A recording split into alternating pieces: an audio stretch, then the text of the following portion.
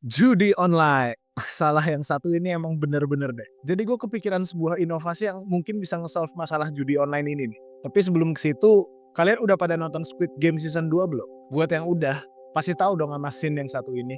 Iya, adegan bread and lottery. Yang dimana kalau di filmnya tuh diceritain kalau sebagian besar orang yang ditawarin antara roti atau voucher lotre itu pada milihnya lotre. Nah di sini tuh gue kepikiran kalau misalkan itu dicoba di dunia nyata nih, di Indonesia deh, orang-orang pada milihnya apa ya? Terus ternyata ada tuh konten kreator Indonesia yang coba bikin eksperimen itulah di jalan. Yang ini nih kalau kalian pernah lihat. Yang intinya ya di video itu tuh ternyata orang-orang juga pada milihnya voucher lotre. Ya gue nggak tahu sih apakah itu video settingan atau bukan. Tapi menurut gue masuk akal sih. Jadi lotre itu kan kayak ngasih iming-iming hadiah yang besar gitu kan, ngasih kayak janji kemenangan gitulah. Mekanismenya orang udah pada familiar, itu gampang dilakuin, dan contoh pemenangnya itu juga ada gitu. Orang tuh jadi berpikir praktis gitu saat melihat tawaran ini kayak, wah ini kesempatan gue buat jadi kaya nih, masa gue lewatin? Dan akhirnya ya mereka jadi mengesampingkan kebutuhan dasar mereka yang kelihatan sepele lah, roti gitu. Skip satu kali makan doang juga ya nggak bakal mati lah, kayak gitu pikiran mereka. Nah sekarang bayangin, kalau skenario bread and lottery itu disederhanakan jadi sesuatu yang mudah diakses dan bisa diakses kapan aja. Ya itu, judi online jadinya. Dan dalam hal ini, skenario tadi tuh berubah jadi candu yang sangat berbahaya dan menjatuhkan. Karena memang ada faktor psikologi yang main di sini. Ada reward dan dopamin rush. Ya, bikin dopamin orang tuh jadi naik terus-terusan lah. Terus ada ilusi kontrol. Ini tuh yang bikin orang tuh jadi ngerasa punya kontrol dan ngerasa bisa menang gitu. Padahal kan enggak. Ada penguatan negatif juga. Ini tuh yang bikin orang jadi ngerasa kayak pengen ngebales kekalahan dia yang sebelumnya gitu loh. Dan ada bias psikologis seperti gambler fallacy, near miss effect, sunk cost fallacy. Ya itu bisa coba kalian googling sendiri lah. Karena lewat video ini bukan itu yang mau gue bahas. Gue bukan mau nge-breakdown bahaya judi online atau faktor-faktor psikologis yang bikin kecanduannya. Soalnya kan itu udah banyak yang bahas. Di sini gue kepikiran sebuah inovasi yang barangkali bisa menyelesaikan masalah judi online di Indonesia. Nah gini deh, judi online kan konotasinya udah jelas negatif ya. Ya dosa, ilegal, terus banyak yang tahu juga kalau ini udah pasti rugi dan bikin malu juga. Makanya orang main judi online kan pada sembunyi-sembunyi kan. Nah, tapi pertanyaannya gini, kok masih banyak aja ya korban? Kenapa kok masih banyak gitu yang pengen coba main? Kalau dari apa yang gue lihat sih ya, cara mereka promosi tuh on point banget. Mereka tuh ngasih iming-iming janji kemenangan gitu loh. Jadi kayak apa ya, kayak ngasih harapan deh. Dan orang tuh jadi penasaran kayak, emang bisa ya dapet duit segampang itu? Itu sih. Jadi di saat orang-orang lagi pusing masalah ekonomi, mereka tuh seolah ngasih solusi cara dapet duit yang gampang dan cepet. Meskipun kita tahu kalau harapan itu tuh palsu. Tapi ya namanya lagi susah kan, dijanjiin ini itu terus ngeliat influencer-influencernya menang banyak dari situ, ya akhirnya mereka coba. Sementara hal-hal yang dilakuin pemerintah tuh kebanyakan cuma melarang, bikin-bikin jargon, dan edukasi seadanya gitu loh. Edukasi nggak sih? Pemerintah ngasih edukasi nggak sih soal ini?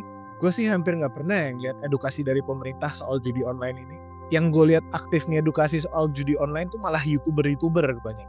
Cuma masalahnya kayaknya promosi dari judi online ini lebih gampang masuk ke kuping orang-orang. Karena ya itu tadi, mereka tuh seakan dapat harapan dan solusi gitu untuk masalah yang mereka hadapi. Ya seakan loh ya. Terus gimana ngelawannya dong? Nah soal ini gue kepikiran untuk sedikit mereplika cara mereka promosi. Cara mereka menarik minat orang-orang. Dan yang pasti ini butuh kerjasama dari berbagai pihak. Effortnya juga cukup besar sih. Ya tapi demi melawan judi online di Indonesia, mungkin inovasi aneh gue kali ini bisa dicoba. Halo guys, gue Danar. Dan ini inovasi aneh dari gue. Nah, kayak biasa lah ya, namanya juga inovasi aneh. Jadi udah tentu inovasi ini bakal minim data, minim perhitungan, dan minim riset. Tapi sebenarnya untuk yang satu ini gue cukup banyak riset sih. Ya langsung aja deh. Gue kan tadi bilang mau sedikit mereplika cara mereka promosi ya. Dimana apa yang mereka lakukan tuh kan intinya 3. Promosi ya kayak ngasih iming-iming hadiah gede, kekayaan instan, gitu-gitulah. Terus edukasi, mereka tuh kan ngasih contoh cara mainnya tuh. Lewat influencer, lewat gambar atau lewat video. Lalu fasilitasi, aksesnya mudah, cara top up-nya gampang. Dan katanya mereka ada kerjasama sama pinjol juga kan. Ya intinya udah digampangin banget lah buat orang-orang main judi online ini. Iya, jadi 3 aktivitas utama itu yang mau coba gue replika di inovasi aneh gue kali ini. Promosi, edukasi, dan fasilitasi. Terus gue tambah satu lagi, takut-takuti. Jadi dari apa yang gue pikirin sih, kayaknya emang kita butuh sedikit fear-mongering deh untuk menanggulangi masalah judi online ini. Dan tentunya ini juga butuh kerjasama dari berbagai pihak, dari pemerintah, dari perusahaan, ya baik itu UMKM atau korporat, dari publik figur juga, dan terutama dari masyarakat Indonesia sendiri. Karena ya lawan kita ini sangat berat loh dan udah merugikan banyak pihak. Ya oke, buat nyampein ide gue kali ini, gue mulai dari cara pertama yang perlu kita lakuin, yaitu edukasi. Buat edukasi gue kepikiran gini, kita tuh perlu menciptakan simbol yang melambangkan kehancuran akibat judi online. Dan gue harap simbol ini juga bisa jadi simbol ketakutan buat mereka yang terlibat dalam perjudian. Jadi kayak Batman lah yang jadi simbol ketakutan para penjahat. Ya, gue tuh berpikiran untuk membuat figur superhero yang aktif bergerak buat mengedukasi tentang betapa berbahayanya judi online dan betapa bodohnya judi online. Edukasinya ya lewat konten-konten bite size kayak biasa, bisa lewat carousel, bisa lewat reels, bisa lewat video TikTok juga yang ngasih tahu tentang kenapa judi online itu buruk, kenapa judi online itu penipuan, bahaya judi online, dan edukasi-edukasi semacam itulah. Ya simple sebenarnya, bikin konten edukasi biasa. Bedanya tuh ini anonimus dan tujuannya tuh untuk menciptakan simbol anti judi online. Buat visualnya gue kepikiran gini kali ya bentuknya. Jadi dia pakai hoodie, ada logo di topengnya, ngegambarin koin kasino yang patah gitu loh. Yang nantinya gue pikir topengnya ini tuh bisa dipakai banyak orang buat dijadiin stiker, poster, brosur, dan lain-lain lah. Intinya itu untuk menyebarkan pesan dari si superhero ini. Kayak ibaratnya logonya Batman yang dipasang di lampu tembak gitu loh. Harapannya sih ya, kalau ada pelaku judi online yang ngelihat logo itu tuh bakal jadi ngerasa nggak nyaman buat bertindak. Harapannya. Nah, buat nama si superhero ini gue belum kepikiran sih. Jadi kalau kalian ada ide buat nama si superhero ini, boleh coba tulis di kolom komentar ya. Oke, jadi itu gambaran besar untuk edukasinya. Ya, rest is just details lah. Sekarang kita lanjut ke bagian fasilitas. Ya, jadi seperti mereka memfasilitasi masyarakat untuk lebih mudah dalam berjudi, kita juga perlu memfasilitasi masyarakat untuk melakukan sebaliknya, yaitu ikut serta dalam memberantas perjudian online. Yang gue kepikiran sih, dengan membuat aplikasi yang mempermudah orang-orang buat cepuin website-website judi online. Atau mungkin malah cepuin pemainnya juga, atau cepuin siapapun yang terlibat deh. Mungkin aplikasi ini bisa diberi nama cepol atau cepu online, terus abis dicepuin gimana? Ya buat website-website judi online yang dicepuin udah jelas dong. Mungkin bisa kita serahkan ke Komdiji untuk ditindaklanjuti. Soalnya kan gue lihat website-website judi online baru ini bermunculan terus dan jumlahnya tuh sangat banyak. Repot kan? Iya, jadi mungkin cara ini tuh bisa bantu Komdiji buat mengidentifikasi. Nah, terus untuk pemain yang dicepuin gimana? Kalau ini cukup dilema sih sebenarnya dan mungkin kurang etis juga. Tapi nggak apa-apa, gue coba sampein deh. Jadi buat orang yang kalian curigai sedang terlibat dalam judi online. Misal nih ya, lu punya temen yang minjem duit mulu nih, padahal dia kerja. Nah tuh bisa lu cepuin tuh, nama, nomor HP, dan nomor rekeningnya dia. Data yang didapat ini mungkin nanti bisa di forward ke bank untuk dicek aliran uangnya dan nanti kalau misalkan terindikasi judi online, ini bisa ditindaklanjuti. Mungkin dibekukan rekeningnya mungkin atau diundang untuk rehabilitasi. Atau mungkin lu ngelihat orang atau temen lu main judi online terang-terangan di depan. Itu bisa lu fotoin terus lu cepuin. Mungkin nantinya foto kalian bisa masuk ke Hall of Shame gitu di aplikasinya. Atau di sosial media superhero yang tadi gue bilang. Iya kurang etis sih memang. Makanya gue bilang ini dilema sih. Tapi ya gitu, mungkin cara ini tuh bisa memberi rasa takut gitu buat ngepres rasa kecanduan yang mereka rasakan. Kayak yang gue bilang tadi, memang ada unsur fear-mongering di sini. Tapi sebenarnya kan ini demi kebaikan mereka juga kan. Terus biasa ada pertanyaan kayak gini. Oke, kalau kita udah cepuin nih, untungnya buat kita apa? Ada kok. Ada orang-orang yang cuma mau bergerak kalau ada timbal baliknya ke mereka. Nah, karena itu, mari kita masuk ke poin berikutnya, yaitu promosi.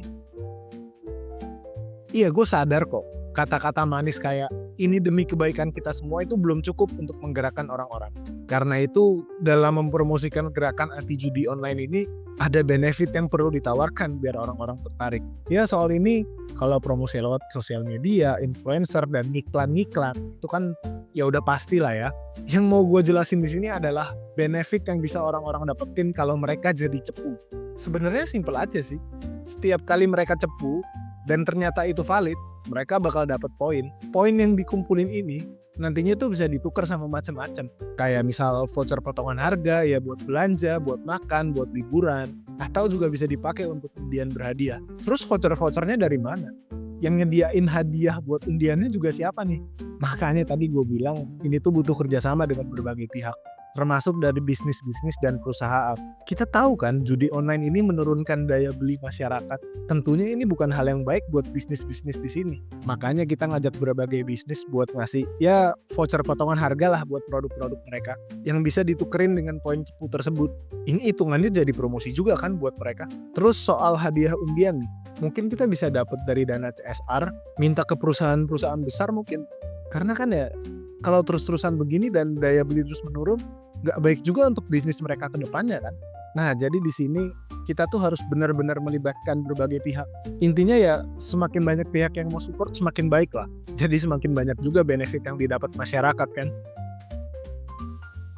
Iya jadi itu promosi, edukasi, dan fasilitasi. Ini tiga-tiganya harus dijalanin secara paralel nih, biar efek fearmongering-nya lebih terasa. Dan lebih bagus lagi kalau simbol si superhero itu tuh juga masyarakat juga ikut nyebar kemana-mana. Biar bisa terus jadi pengingat buat semua orang. Biar kalau misalkan ada orang nih yang kepikiran mau judi online, terus ngelihat logo itu jadi takut gitu. Pengennya sih gitu ya. Ya tapi pada akhirnya gue kurang tahu juga sih apakah cara ini bakal cukup efektif buat berantas judi online. Karena kayak yang gue bilang tadi, salah satu trigger utama yang bikin orang-orang terjerumus ke judi online tuh kan ya karena masalah ekonomi yang mereka punya. Jadi sebenarnya kalau ditanya cara paling efektif buat nanggulangi judi online ya ekonominya yang perlu dibenerin. Ya oke, tapi itu bukan ranah gue lah buat membahas itu. Di sini kan gue cuma kepikiran sebuah ide yang ya mungkin bisa membantu mengatasi masalah judi online. Kenapa nggak gue share kan? Ya oke, jadi itu dia inovasi aneh gue kali ini. Menurut kalian gimana? Apa ini efektif? Apa ini bisa menanggulangi masalah judi online di Indonesia? Coba tulis pendapat kalian di kolom komentar ya. Dan kalau kalian suka konten-konten kayak gini, ya ngebahas inovasi, imajinasi, khayalan, kreativitas, jangan lupa subscribe channel ini ya, dan sampai ketemu di inovasi aneh gue berikut.